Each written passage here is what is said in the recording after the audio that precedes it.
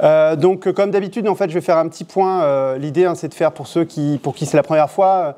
L'engagement que j'avais pris pendant la campagne électorale, c'était tous les 2 mois de faire un compte-rendu de mon activité de parlementaire et de discuter avec ceux qui veulent discuter, en fait, pour savoir, en fait, quel est le point de vue des citoyens et des citoyennes de la circonscription. Donc là, il y a 2 choses sur lesquelles moi je vais revenir. À la fois la situation politique, parce que je pense que au vu de la situation, on a un intérêt les uns les autres à discuter. Et j'ai besoin aussi de vos retours sur la situation politique, savoir comment vous la vivez les uns les autres, pour savoir aussi au mieux comment agir. Et puis en deuxième partie, alors je ne sais pas comment on fera, peut-être que je ferai une pause entre les 2 parties. Et deuxième partie, revenir sur l'activité à proprement parler parlementaire. Comme on n'est pas nombreux, peut-être que je ferai les 2 d'un coup, comme ça après on engagera la discussion sur tous les sujets, je ne sais pas trop. Sur la situation politique, évidemment, elle a été longtemps surplombée par la situation à Gaza et ce qui s'est passé à partir du 7 octobre et la répression terrible qui s'abat sur le peuple palestinien à Gaza, mais aussi en Cisjordanie, avec plus de 15 000 morts. Alors, je crois qu'on atteint en gros 20 000 morts maintenant à Gaza. C'est un massacre réellement terrible qui est en train de se dérouler. Que puis-je dire par rapport à ça? Parce que les uns les autres, on a été aux mobilisations, je pense, pour exiger le cessez-le-feu. Je vais dire 2 choses. D'abord, que le gouvernement français n'a pas été à la hauteur. Et au départ, ça a été même une catastrophe, puisque Yaël Braun-Pivet, et moi je l'ai vécu vraiment physiquement, on était à l'Assemblée nationale quand elle a dit, et les bombardements avaient commencé, que la France apportait un soutien inconditionnel, et les mots ont été importants, en fait, à ce qui se passait en Israël. Donc globalement, là, la France a eu un rôle qui a été très négatif au point de départ, au vu de son histoire, de l'histoire de la France dans la région. Bon. Ensuite, ils ont changé de position et petit à petit sont arrivés à une position qui est quand même relativement plus raisonnable, c'est-à-dire à la fois l'exigence que les otages soient rendus et en même temps qu'il y ait un cessez-le-feu durable et à terme une paix juste et durable dans la région. Bon. Donc la France a heureusement, lors du dernier vote à l'ONU, voté pour le cessez-le-feu au moment du vote au Conseil de sécurité, mais hélas, on l'a vu, et là ça montre aussi les imperfections de l'ONU et le problème du fonctionnement avec le Conseil de sécurité, c'est que les États-Unis ont mis leur veto, donc le massacre continue. Ça, c'est la première chose que je voulais vous dire. La deuxième chose que je voulais vous dire sur ce qui se passe à Gaza, et qui nous trouble, je pense, toutes et tous, c'est que, contrairement à ce que disent les médias, et si on regarde de façon un peu lucide les choses, l'ensemble de la gauche et la NUPES, puisque là on est dans une assemblée circonscription où il y a des acteurs de la NUPES, en fait on parlait d'une même voix. Dès les premières questions au gouvernement sur ce qui s'est passé à Gaza, les 4 présidents de groupe ont exigé la même chose. Le cessez-le-feu, condamnation des actes du Hamas et retour des otages. En gros, on a exigé les mêmes choses. Bon, les mots étaient différents pour condamner les attaques du Hamas. Donc les médias se sont focalisés sur ça, terroriste, pas terroriste. Je ne vais pas y revenir là-dessus. Mais néanmoins, si on ne regarde pas cette partie-là du débat, qui a été vraiment un débat terrible, puisqu'en fait on nous a accusés de tous les maux. Enfin, en tout cas, la France Insoumise, en l'occurrence, a été accusée de tous les maux. Globalement, la NUPES a parlé d'une même voix et continue de parler d'une même voix. Pour ceux qui suivent les questions au gouvernement, il y en a encore eu cette semaine. Toutes les semaines, les parlementaires de la NUPES posent des questions au gouvernement sur ce qui se passe à Gaza et toutes les semaines, on parle à peu près de la même voix. Sur Gaza, pour conclure, évidemment, il faut qu'on arrive à obtenir le cessez-le-feu. Pour ça, il faut qu'on continue à se mobiliser dans la rue, qu'on soit nombreuses et nombreux dans la rue, parce que ça pèse, en fait. Les opinions internationales pèsent, évidemment, sur les décisions des gouvernements. Et à terme, il faut qu'on réfléchisse à ce que serait une paix juste et durable à Gaza et plus largement en Palestine. Moi, ce que j'ai dit très largement, et je vous invite à aller écouter mon entretien avec Pierre Stamboul de l'UJFP que j'ai fait au fil de la discussion. J'ai une vidéo dans laquelle je m'entretiens avec lui pendant 1 heure sur les questions de la Palestine. En fait, je pense qu'on n'aura pas de paix juste et durable s'il y a 3 conditions qui ne sont pas réunies. La première condition, c'est qu'il y a l'arrêt de la colonisation. La deuxième condition, c'est que la situation d'apartheid, donc en Cisjordanie et aussi en Israël, cesse. Et la troisième condition, c'est que Gaza, le blocus économique de Gaza cesse. Bon. Voilà, ça c'est évidemment les 3 conditions pour lesquelles il y a une paix juste et durable. Maintenant, la question qui se pose, c'est comment obtenir ça avec un peuple israélien qui, pour l'instant, est derrière son gouvernement. Donc il faut continuer à tisser le dialogue avec le peuple israélien pour que voilà, se fissure en fait le gouvernement d'extrême droite en Israël et qu'on retourne vers une dynamique de paix durable dans la région. Ça, c'est le premier élément fort de la situation politique. Deuxième élément fort de la situation politique, c'est évidemment la loi immigration et ce qui s'est passé au Parlement cette semaine. Oui, c'est cette semaine. Bon. Donc cette loi, c'est une loi raciste. On a largement débattu de cette loi lors d'un débat que je vous suggère aussi d'aller regarder, qui était un débat sur la loi immigration qu'on a réalisé dans la circonscription et à l'initiative d'ailleurs à la fois du Printemps marseillais et à l'initiative de l'Assemblée de circonscription, où on a fait un débat sur la loi immigration avec 2 tables rondes. C'était à Marseille et c'était à Vauban, 2 tables rondes. Une première table ronde qui était avec les associations, une deuxième table ronde avec l'ensemble des acteurs, en gros, de la NUPES. Il manquait que ELV, je crois.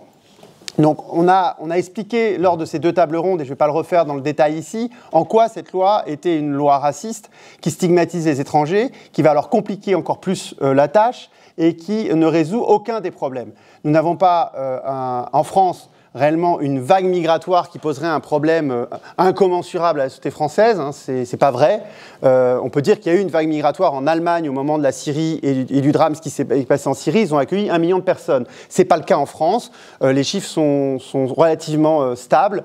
Par contre, on a vraiment une crise de l'accueil et c'est sur ce point qu'il faut continuer de travailler, c'est-à-dire que beaucoup trop de migrants qui arrivent ici se trouvent dans un no man's land juridique, donc sans papier, des fois ils travaillent pas, on a un vrai souci, ils n'ont souvent pas de logement, on a beaucoup de mineurs non accompagnés qui se retrouvent à la rue, et c'est ça qui est dramatique.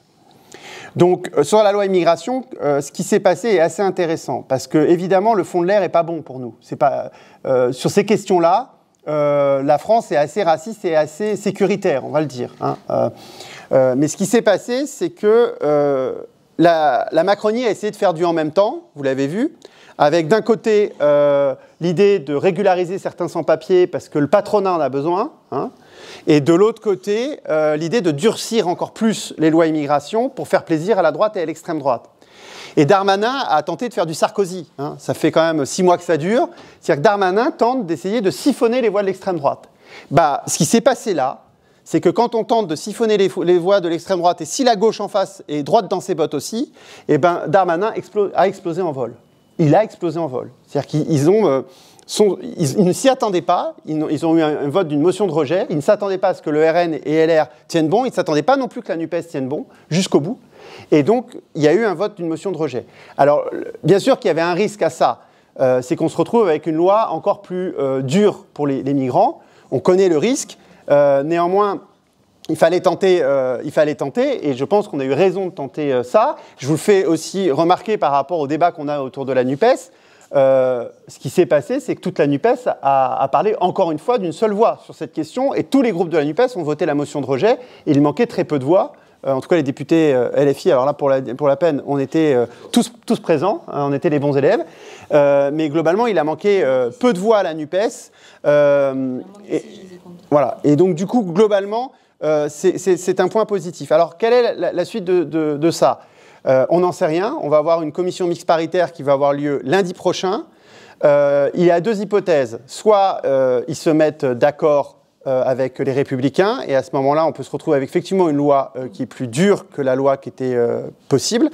Mais cette hypothèse est quand même pas la plus probable. Parce qu'on ne comprend pas pourquoi les Républicains et le Rassemblement national auraient intérêt à sauver le soldat Darmanin maintenant, alors qu'ils ont voté la motion de rejet. Donc ce que va faire LR, c'est dire ce qu'ils font déjà, hein, ils ont très clairement dit, c'est soit la version du Sénat, soit rien. Et pourquoi ils font ça ? Parce que ça leur permet de fracturer la majorité. Parce qu'au moins sur l'aide médicale d'État, qui est le truc le pire qu'il y a dans la version du Sénat, c'est-à-dire la suppression quand même de l'aide médicale d'État, ça veut dire qu'on laisserait les gens crever dans la rue. Bon. La suppression de l'aide médicale d'État, ça ne passe pas chez les médecins, et ça ne passe pas, du coup, une partie de la Macronie. Bon. Et ça ne passe pas chez les modems, etc. Donc, globalement, il est probable que ça fracture la Macronie. Alors, est-ce que ça va la fracturer suffisamment pour qu'ils aient pas assez de voix ? C'est ça qu'on ne sait pas. Ni à la fois à la CMP, ni après la CMP. Ça repasse à l'Assemblée nationale, que la CMP soit conclusive ou pas. Enfin, c'est de la technique parlementaire. Mais globalement, on ne saura ce qui se passe qu'à l'arrivée. Et il n'y aura pas de 49.3, en tout cas Macron l'a dit. Donc, si ça ne passe pas, c'est la gauche qui aura gagné sur toute la ligne parce qu'on aura évité une loi sur l'immigration extrêmement raciste, extrêmement problématique. Voilà. Donc, on va voir. Mais en tout cas, cette situation est intéressante. Troisième élément sur la situation politique, concernant à la fois, moi, ce que j'appelle la fascisation globalement de l'espace politique et aussi la crise dans la NUPES. Je ne vais pas éluder le débat. Bon. Sur la fascisation de l'espace politique, je crois qu'il se passe quelque chose sur lequel il faut qu'on discute. Bon. Il y a une lepénisation des esprits qui se poursuit. C'est pas nouveau, mais ça se poursuit. Ça se poursuit à grande échelle avec les médias dominants que sont CNews et Europe 1. Donc Bolloré fabrique quelque chose, et c'est pas anodin, il faut qu'on en discute, ça a une puissance de frappe énorme. Sachez que Bolloré rachète OCS là, donc il continue la construction de son empire, et un empire au profit de Zemmour et de Le Pen, et ça pose question quand même. Et une partie de la classe politique qui, finalement, sur ces questions-là, mais lâche tout, quoi. Enfin, ça va jusqu'au macroniste, c'est-à-dire que vous avez vu cette macroniste qui, avant-hier, disait, mais on vous a offert, qui disait au Rassemblement national, on vous a offert un débat sur l'immigration sur un plateau d'argent, non, je ne sais plus ce qu'elle a dit, doré, un plateau doré, et vous l'avez refusé. Donc, la lepénisation des esprits va très loin, y compris dans les journalistes du service public maintenant. Enfin, ils posent des questions, enfin, c'est gravissime ce qui est en train de se passer. Donc, il y a un vrai risque de victoire du Rassemblement national. Pour deux raisons. D'abord, parce que le bloc central est en train de s'effondrer, de s'effriter, et parce que nous aussi, nous sommes divisés. J'en arrive à la NUPES. Vous avez suivi les différents éléments. Pour l'instant, la NUPES, alors nous on fait encore nos assemblées de circonscription, moi je continuerai, on va en débattre après, je pense que c'est souhaitable qu'on continue d'avoir ces moments de restitution. Je suis un député élu NUPES, voilà, même si je suis LFI, on est tous élus NUPES en fait, sur le sigle NUPES, on n'a pas été élus puisque c'était l'accord qu'il y avait, et moi je défends le programme de la NUPES et je continuerai à le défendre, donc je pense qu'il faut qu'on continue à échanger. Bon, jusqu'à la séquence des européennes, en tout cas, il y aura une division. Alors, les causes de la division sont partagées. Les uns et les autres ont fait des choix à un moment ou à un autre. Maintenant, je pense que, moi, c'est mon point de vue. Alors là, personnel, nous, on a une convention à la France Insoumise qui donnera une nouvelle stratégie à partir de novembre, à partir de décembre, enfin, à partir de janvier, du coup, là, parce que c'est après-demain. Je vais y arriver. Et moi, mon point de vue, là, personnel, c'est que la question du rassemblement de la gauche et des écologistes, mais sur une ligne de rupture, elle est toujours posée. Je ne pense pas qu'on puisse battre le bloc fasciste qui est en train de progresser sans ce rassemblement. Voilà, je ne sais pas si vous voulez qu'on commence par discuter de tout ça, et après, je vous fais un point sur l'activité parlementaire. Je pense que c'est mieux, parce qu'on fait ça en deux temps. Voilà. Juste avant d'arriver sur l'activité parlementaire, et je pense que c'est important quand même que je vous rende compte aussi de l'activité parlementaire, je vais essayer de répondre à 2-3 questions. D'abord, pour ne pas être trop défaitiste et revenir sur, je crois que c'est toi qui le disais, il n'y a rien d'inéluctable à l'arrivée du Rassemblement national. Évidemment, le fond de l'air, moi je le résume comme ça, le fond de l'air, il est brun sur les questions de sécurité et d'immigration, mais en fait, il est assez rouge sur les questions sociales. Et il est même rouge, c'est-à-dire rouge de rupture. Typiquement, une des mesures qui est plébiscitée depuis pas mal de temps, c'est l'indexation des salaires sur l'inflation, et c'est quand même une mesure qui est de la gauche radicale. En gros, Parti communiste et LFI, c'est pas une mesure du Parti socialiste, excuse-moi, voilà, mais c'est vraiment des mesures quand même assez fortes comme ça. Le blocage des prix qu'on a défendu dans notre niche, et quand on interroge les citoyens sur ces questions-là, et c'est aussi dans le même veine de ce que tu dis, c'est-à-dire que les gens voient bien les limites de la concurrence libre et non faussée, de tout ça. On est quand même sur la question d'une exigence de service public, une exigence d'un hôpital qui fonctionne. Donc tout ça, en réalité, on n'est plus dans l'ère du néolibéral où ça serait génial, les startups, etc. On sent bien quand même que le fond de l'air est rouge sur ces questions-là. Alors, sur le RN, je vais revenir sur deux choses. Quelles sont les causes, mais aussi les conséquences dont on n'a pas discuté, que je vais vous livrer, histoire un peu de faire peur à tout le monde. Bon, sur les causes, moi je crois que vous l'avez dit les uns les autres. Première cause, structurelle, les motivations, c'est toujours une motivation de racisme. C'est-à-dire que c'est le premier déclencheur du vote Rassemblement national. C'est-à-dire qu'effectivement, le racisme et ce qui structure fondamentalement l'électorat du Rassemblement national. Mais évidemment, se rajoutent à ça d'autres causes, et toutes les autres causes que vous avez énumérées sont justes. L'individualisme. C'est comme ça qu'on comprend, notamment, que dans les centres-villes où il y a un milieu associatif, où il y a des syndicats, il y a moins de Rassemblement national, et dans les zones rurales où il y a moins, en fait, de liens sociaux, ou dans les zones, surtout périurbaines d'ailleurs, parce que dans les milieux ruraux, des fois, il y a plus de liens sociaux. Dans les zones pavillonnaires où il n'y a plus de liens sociaux, etc., on se retrouve avec un vote Rassemblement national beaucoup plus fort. Troisième, évidemment, cause très forte, c'est l'échec de la gauche. Mais l'échec de la gauche hier, hein, notamment depuis 83, moi j'ai à peu près la même ligne en gros, mais aussi l'échec de la gauche aujourd'hui, c'est-à-dire le fait qu'on est incapable à parler d'une seule voix et que le bruit de fond, alors aidé par les médias, hein, ça on est d'accord, aidé par les médias, le bruit de fond c'est qu'on est incapable de proposer quelque chose, une solution, en gros les citoyens n'ont pas l'impression qu'on est en mesure de gouverner aujourd'hui, voilà. Bon, et bien ça fait progresser le Rassemblement national. Ça, c'est sûr. Il y a un supplément de vote de gens qui disent, bon, puisque la force va à la force. Hein, voilà. Et donc, sur les européennes, on va le voir passer, ça. C'est pour ça qu'il aurait mieux valu, d'ailleurs, qu'on soit unis, malgré nos désaccords. Parce que quand les sondages vont donner le RN à 30, à 31%, il y a une partie de l'électorat populaire qui est contre l'Europe et contre l'Europe libérale qui va dire, le seul vote pour dire non, quelqu'un l'a dit, ça va être le bulletin RN. Bon. Donc voilà pour les questions des causes sur le Rassemblement national, pour répondre à ta question, parce que c'est toi qui avais posé la question au point de départ. Sur les conséquences, je vous le livre quand même, parce que c'est une des réflexions que je suis en train d'approfondir. Maintenant, je me pose la question de qu'est-ce qui se passe si Marine Le Pen arrive au pouvoir? Et je pense qu'il faut qu'on se pose cette question. Parce que j'ai entendu des gens qui me disent « Bon, elle arrivera au pouvoir et après, ça sera nous. » Bon. Ou on a une logique classe contre classe, et puis, comme ça, il y a un moment où ce sera nous. Bon. Moi, je vous pose la question, au vu de ce qui s'est passé cette année, dissolution des soulèvements de la Terre, menace de dissolution de la France insoumise, menace sur les syndicalistes qui sont arrêtés, une police qui est réellement limite, qui est extrêmement limite, qui a fait la grève là, pendant 3 mois. Moi, j'ai discuté avec des élus qui étaient tétanisés parce que les policiers ne voulaient plus travailler pendant 3 mois parce qu'on envoyait un des leurs en prison. Donc s'ils arrivent au pouvoir, il y a quand même une possibilité qu'ils dissolvent nos organisations politiques. Je vous le pose comme ça. Et qu'ils dissolvent la CGT. C'est une hypothèse qui n'est pas farfelue. Et que la vie de certains d'entre nous soit menacée par les groupuscules dont quelqu'un a parlé ici, qui viennent de réapparaître. Bon. Et moi, je pose cette question parce que en réponse, il y a aussi l'exigence du rassemblement. C'est la deuxième partie sur laquelle je voulais répondre, c'est qu'effectivement, moi j'entends l'idée, bon, bah, maintenant on est divisé, bah, tant pis, on y va. Bon, sur les européennes, c'est ce qui va se passer. Oui. Pas de problème, non mais pas de problème. Mais le problème, c'est après les européennes. Toi, tu l'as dit. Et là, moi, je suis plus prudent. Voilà, je pense qu'après les européennes, il faudra qu'on rediscute. Je ne sais pas ce que va décider la Convention, mais quoi qu'elle décide, moi je redirais, il faudra rediscuter. Je l'ai déjà dit, je l'ai dit, y compris, nous on a un conseil politique aussi à la France Insoumise, je l'ai redit au conseil politique, en tout cas c'est ma position, il faudra rediscuter après les européennes. Ce n'est pas possible d'en rester là, c'est trop dangereux, on ne peut pas prendre ce risque. Bon. Donc voilà, ça, sur le rassemblement, juste pour répondre à une question qui m'a été posée, non, les députés, et je vais vous le montrer sur la suite, on travaille assez bien ensemble. Il n'y a pas de souci. Et Hélène avait raison, il y a des moments où on n'est pas d'accord. Bon. Il y a des moments où on n'est pas d'accord sur certaines questions. J'ai du mal à en trouver beaucoup au niveau du Parlement. Mais par contre, sur la gestion des villes, il y en a quand même pas mal. Hein, il suffit de regarder comment gérer l'Occitanie aujourd'hui, comme gérer la mairie de Paris aujourd'hui. Là, on va avoir des désaccords. Bon, je ne parle pas de Marseille pour rester œcuménique. Mais là, on peut avoir des désaccords. Mais au Parlement, pour l'instant, on n'en a pas tant que ça. Peut-être parce qu'aussi on est dans l'opposition. Mais on n'en a pas tant que ça. Moi, je le vois, je vais vous le dire juste après, ça me permet de faire la transition.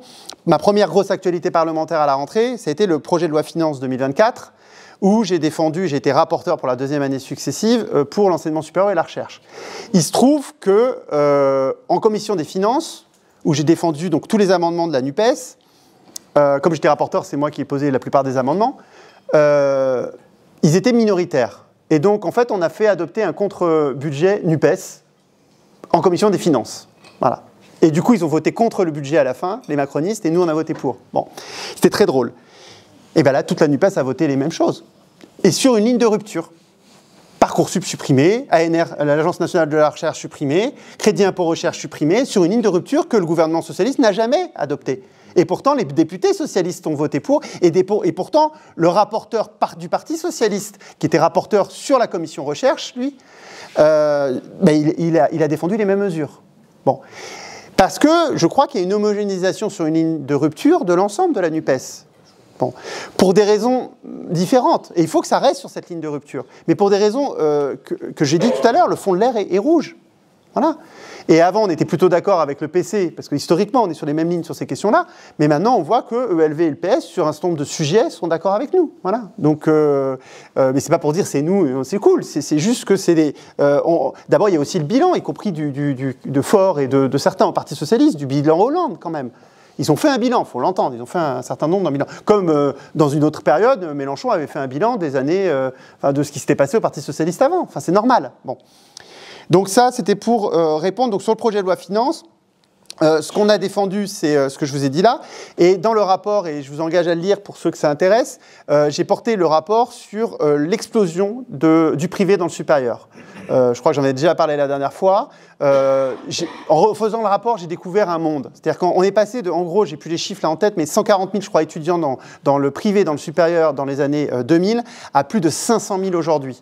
En gros, ce qui s'est passé, c'est qu'avec le manque de moyens dans l'enseignement supérieur, avec Parcoursup qui a introduit la sélection, du coup, on se retrouve avec une offre dans le d'étudiants qui se retrouvent sans formation et qui vont vers le privé, et qui se développe massivement à Marseille, et en plus avec, et ça c'est la députée communiste que j'ai auditionnée, députée, n'importe quoi, l'adjointe à la mairie communiste, Aurélie Biancarelli-Lopez, que j'ai auditionnée pendant mon travail, donc là vous voyez, hein, et qui me l'a dit sur Marseille, ça c'est lié aussi avec toute une logique, on va dire,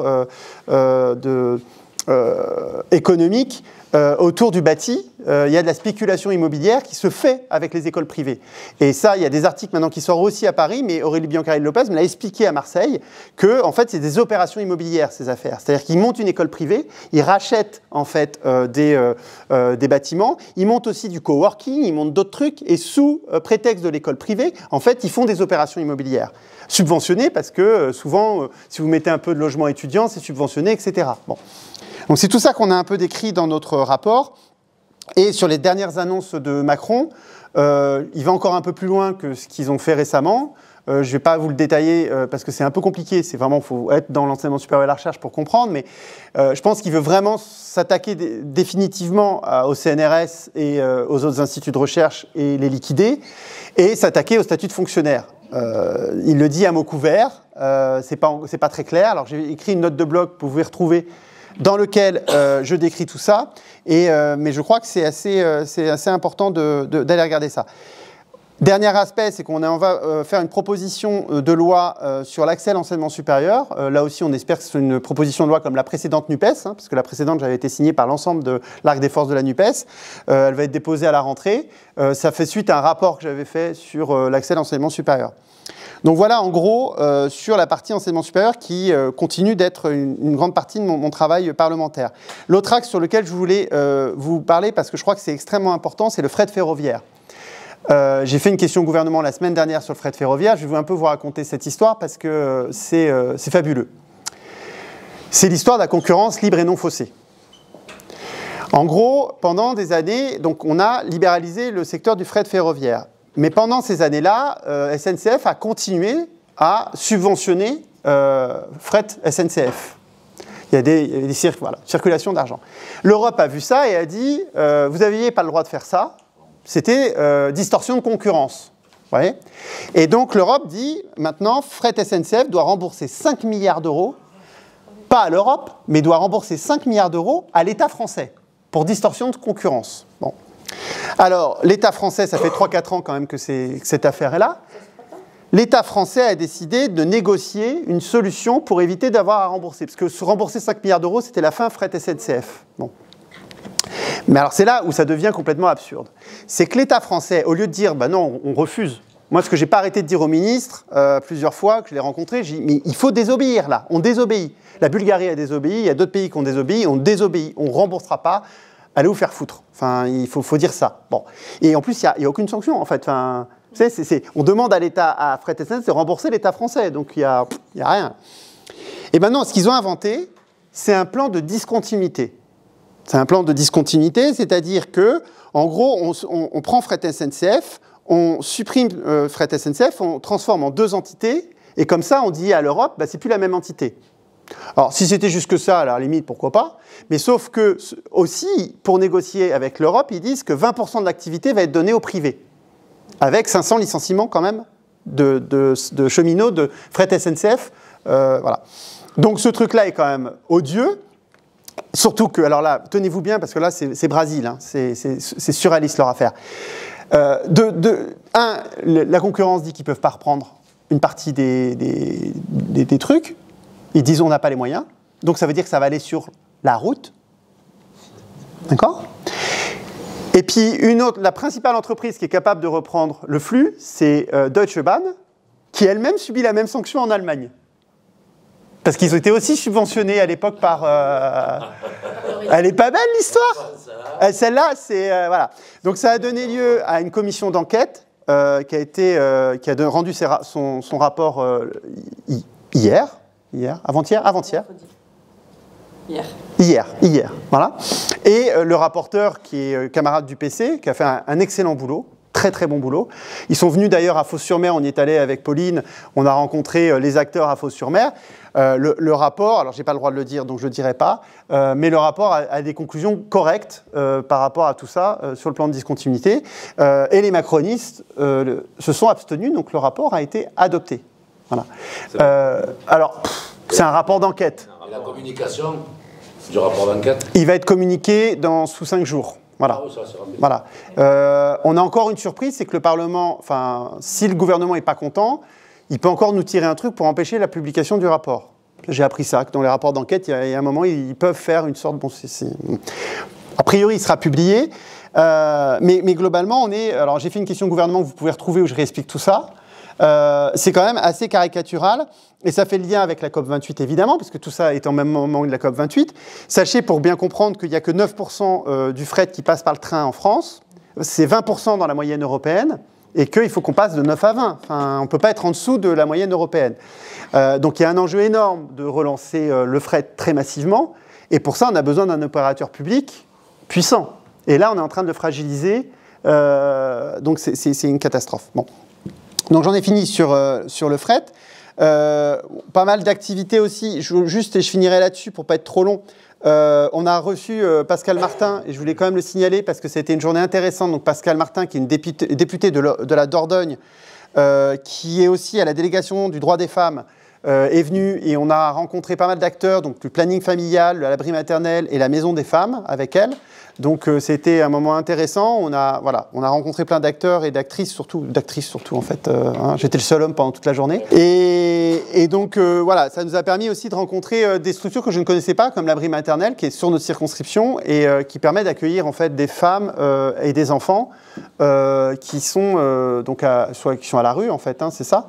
Et ce qui est intéressant, c'est que beaucoup sont sans papier ou voilà, et on voit que quand il y a du moyen, les choses, voilà, on parlait de la crise de l'accueil.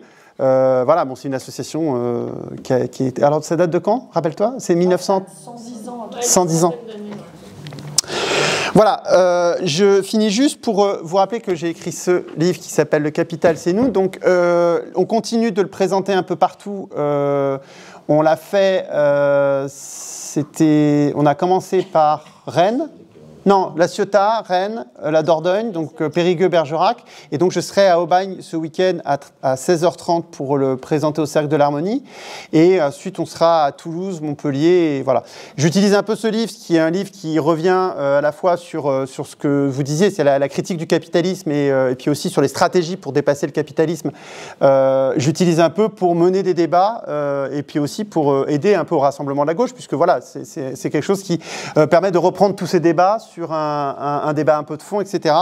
Donc, si ça vous intéresse aussi qu'on fasse des débats dans certains quartiers, etc., n'hésitez pas. Ça peut se faire de façon à toutes les échelles, avec 10 personnes, 15 personnes. Moi, je l'ai vraiment conçu comme ça. Je ne reviens pas sur ce que tu as dit, mais par rapport au rassemblement, je l'ai marqué en gros. moi j'entends toutes les stratégies, enfin, voilà, on part seul, mais il y a quand même l'épée de Damoclès de la dissolution, je voulais juste conclure là-dessus, qui fait que tout va être rebattu s'il y a une dissolution. Parce que mécaniquement, si on repart seul en dissolution, après, séparés avec des listes concurrentes en cas de dissolution, là c'est la cata intégrale. Donc voilà, je l'ai noté, donc je le redis juste.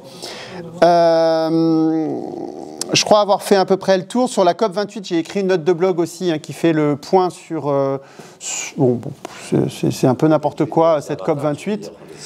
Non, c'était un cirque. Bon, je rappelle quand même qu'on a besoin des COP, notamment, mais que là, c'est vrai que c'est une COP sous influence et que c'est vraiment problématique.